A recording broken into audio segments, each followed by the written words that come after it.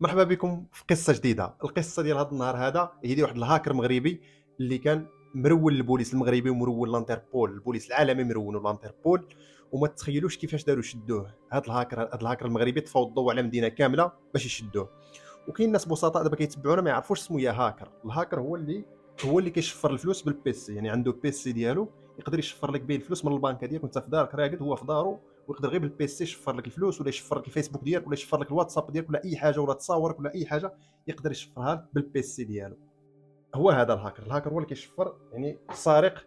الهاكر بالدارجه اللي بغينا نترجموه هو السارق الالكتروني. وكما قلت لكم ما تخيلوش البوليس كيفاش داروا شدوه، لان طفاو الضوء على مدينه كامله باش يشدوه. وما تخيلوش شحال كان في العمر ديالو منين شدوه، شحال كانت العمر ديالو، شحال يعني في اللاج ديالو، والفلوس اللي كان كيشفر والحوايج اللي كان كيشفر فين اسمو كان كيدير بهم. ما تخيلوش اسمو كان كيدير بهم. فالا بغيتو تعرفوا هذه القصه شويه بشويه غادي تكون فيها واحد 10 دقائق تقريبا، نحاول نزرب فيها، باش لان الناس كيقول لي ما تطولش، راه حنا كنقنطوا في الفراجه وكذا، بقى داك الشيء تختصر وكذا. فعطيونا جيم، واللي اول مره يشوفنا ولا اللي ما ابونيش يتلقى واحد اللعيبه زرقاء يلقى حدا سميتي في الفيسبوك، اللي كيتفرج فينا في الفيسبوك غادي يلقى حدا سميتي لعيبه زرقاء يتكي عليها باش تابونا.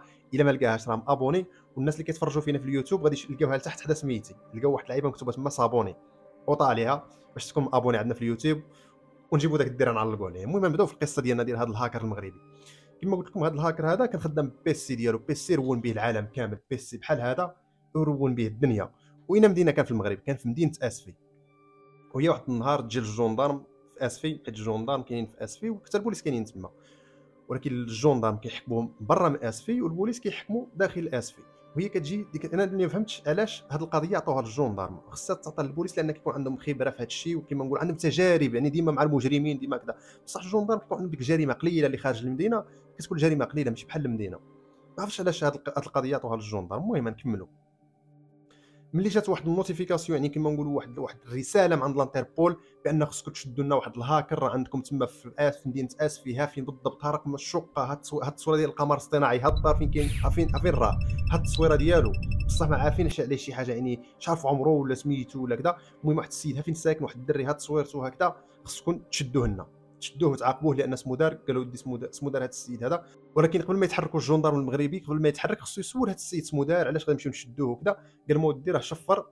راه كان ديما كيخربق بحال هكا، يعني ويدي. ولكن هذه المره هذه راه دار واحد الكارثه كبيره، هي انه شفر واحد 80 مليون لواحد الشينوي عايش في الكويت، واحد المستثمر شينوي عايش في الكويت. شفر له 80 مليون كويتي. منين درت لها الترجمه بالدرهم المغربي عطاتني 600 مليون مغربيه. هذا السيد هذا بالبيسي، تخيل معايا بالبيسي شفر 600 مليون مغربيه، شفرها بالبيسي. وفين تقولوا دار هذيك؟ منين مشاو يبحثوا منين الجندار شدوه وبقاو يبحثوا، نوليو كيفاش داروا شدوه وكذا. خفت ننسى هذه القضيه. ما تخيلوش فين كان كيصيفط ديك الفلوس. كان كيشري بها الالعاب، ديك الالعاب الالكترونيه فاش كيلعبوا ديك فري فاير وكذا، داك الشيء ديال الالعاب، يعني ديال الفلوس. شي العاب كاينين في البي سي خصك باش تلعبهم خصك تخلص، وهذاك الشيء اللي كان يستعمل هو ديك الفلوس اللي كان كيشفرها كيمشي يخلص بها تما باش يلعب فابور. وحاجه اخرى نسيتها اللي هي كان يتبرع حتى للمنظمات الخيريه بحال دوك اللي كاينين في اليمن وكاينين في سوريا.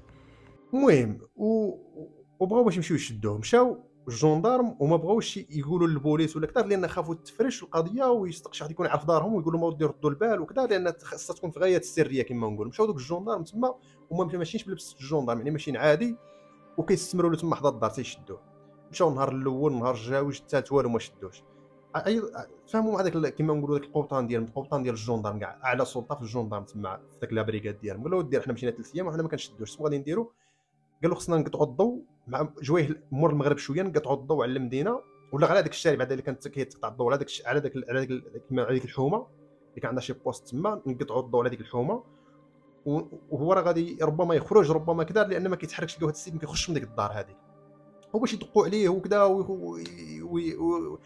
ويدخلوا وكذا، غادي كما نقولوا تخرج مو وكذا، وغادي يمشي هو يطفي داك البيسي ولا يمشي يمسح ديك الدلائل وكذا. خاصهم داك الشيء كما نقول، خاص داك البيسي تشعل باش تشد عليه البرهان، باش تشد عليه الدليل. ولكن بلاتي اللي وصلت لهاد البلاصه هذه في الفيديو كتب لنا الهاكر المغربي، كتبوا لنا في التعليق في الكومونتير لتحت، كتبوا لنا الهاكر المغربي باش نعرفكم وصلتوا حتى لهاد البلاصه هذه في الفيديو. المهم طفاو الضوء على الحومه، على ديك الحومه، وهو يخرج. علاش خرج داك الدري؟ علاش خرج يشوف؟ لان قلت لكم كان مبلي بالبيسي، ما كيبعدش البيسي. كانت الماكله كياكلها فوق البيسي، يشرب فوق البيسي، يتغدى فوق البيسي، ما كانش يبعد البيسي.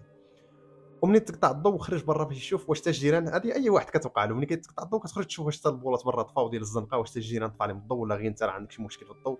خرج يشوف واش تا الجيران طفى عليهم الضوء، هو يكمشوه رواها من لهنا. وشحال عنده في عمرو هاد السيده؟ في عمرو 16 عام. وكما قلت لكم هذا الشيء وقع في مدينه اسفي، والناس ديال اسفي ربما يكونوا سامعين بهذه القصه هذه، يكتبوا لنا في كومونتير، لان هذه القصه وقعت في 2017، يعني ماشي بزاف، دابا 7 سنين ملي وقعت. الناس ديال اسفي اللي سامعين بهذه القصه يكتبوا لنا في كومونتير باش الناس ما يكذبوناش. المهم داوه، ملي جاو داينوا الجندار قال الموت راه فيا الاخر الضيقه وراني مريض وكذا، مشاو داوه للسبيطار باش يشوفوا، لان اي مجرم كيتشد كيبقى يدير هكا هذا التلخبيط وكذا. ملي داوه للسبيطار بقاو تما مخلينهم، كان في ديك الشومبره اللي كان فيها في السبيطار كان معاه تما واحد الشيباني وواحد البنيه صغيره، كانوا تما مع في واحد البايص تما حداه. الجندار جالسين برا كيتسناو داك الطبيب باش يدخل يشوفوا باش يعطيه شي حاجه ديال التنفس ولا داك الرابوس ديال كذا. وهو يطلب التليفون، قال داك الشيباني قال عطيني التليفون. هما جايبين مع داك البيسي ديالو، جايبين كلشي داك الشيء، ديك الدلائل داينهم معاه باش كيما نقولوا باش يثبتوا عليه داك الشيء. قال داك الشيباني عطيني التليفون، وداك الجدار يسمعوا كان برا حدا الباب، سمعوني قال داك الشيباني عطيني التليفون، قال عندك التليفون، وزعف على داك الشيباني قال له علاش عطيت التليفون وكذا، هذا راه مجرم وكذا، هذا الا شد التليفون ولا شد الكونيكسيون صافي كلشي مشى، كلشي ضعنا في الزيرو، ودابا الدول كتسنانا، لانتربول راه كيتسنانا نشوفوا شنو غادي نديروا.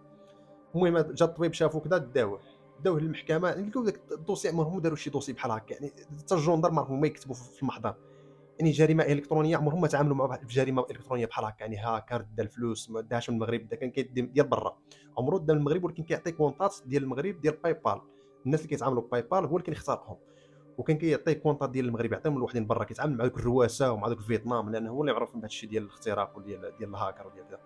كان كيتعامل مع الرواسه، وكان كيعطيهم كونطات ديال المغرب وهما كيعطيهم كونطات اجنبيه، وكان كيخترق هاد الكونطات ديال الباي بال، وكان كيدير الفلوس من الباي بال.